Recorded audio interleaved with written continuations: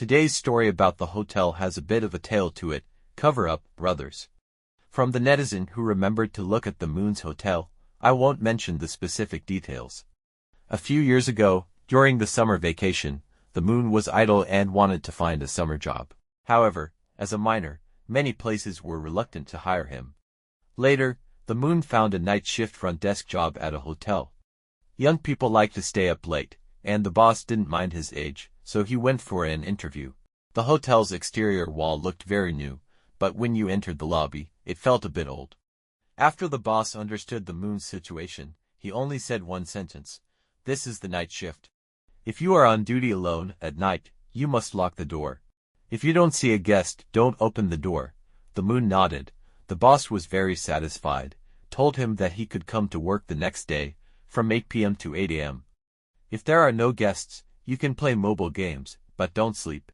The next day, the Moon arrived a little earlier, wanting to familiarize himself with the environment. There were two colleagues at the front desk, both older than him. One of them was the sister who would take him at night, simply called Sister A. At 8 o'clock, the other front desk colleague left, leaving only the Moon and Sister A. Sister A began to teach the Moon some things that needed to be done at the front desk. Because the Moon forgot that the room had already been opened, he kept learning about the front desk work. Close to 12 o'clock, Sister A said she was going to the dormitory to get something, leaving the Moon alone at the front desk. After a while, Sister A contacted him on the walkie-talkie, and then she left. The entire lobby was left with only the Moon. He was busy for a while, suddenly smelled a burnt smell, like the firewood in his hometown. He thought it was strange, thinking it was the smell outside the door, and went to open the door to check. When he opened the door, he felt something hit him, and then the burnt smell was like floating under his nose, but he couldn't smell it in an instant. The Moon didn't care too much, closed the door, and continued to sit at the front desk. Suddenly, the front desk phone rang. It was a man's voice, asking for a toothbrush and a face towel to be sent to room 101. The Moon agreed, but because it was the first day, he didn't know where the warehouse was, so he called Sister on the walkie-talkie, but no one responded. The Moon wanted to explain to the guest, but no one answered after knocking on the door. He knocked again and asked, "Hello, front desk, what do you need?" But still no one responded. He lay on the door to listen. There was the sound of the TV inside, but this time he also heard a man's voice, repeating burned, burned. No matter how he knocked on the door, no one opened the door inside. Because there are only a few rooms on the first floor, the Moon knocked on the door hard and asked, "Is there anyone?" As his voice fell, the TV sound inside suddenly stopped, very quiet. Then, the light in the corridor at the door came on, and someone was coming.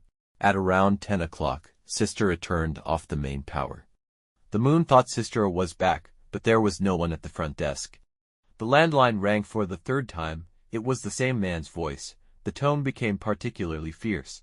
The Moon was anxious and contacted Sister A again on the walkie-talkie, but no one responded. Suddenly, he smelled the burnt smell, very strong. Then, the front desk light went out. The Moon quickly opened the flashlight with his mobile phone, but because the environment was very dark, he felt along the wall, feeling his hand was very hot, as if it was being roasted on the fire. There was a voice around saying, "Why don't you give me things?" The Moon was scared and screamed. Then Sister A came down and asked what happened. The Moon said the situation. Sister A's face changed, but quickly returned to normal. She said the Moon heard wrong, but the Moon insisted on looking at the surveillance. Sister A said the surveillance was broken, and the boss didn't fix it.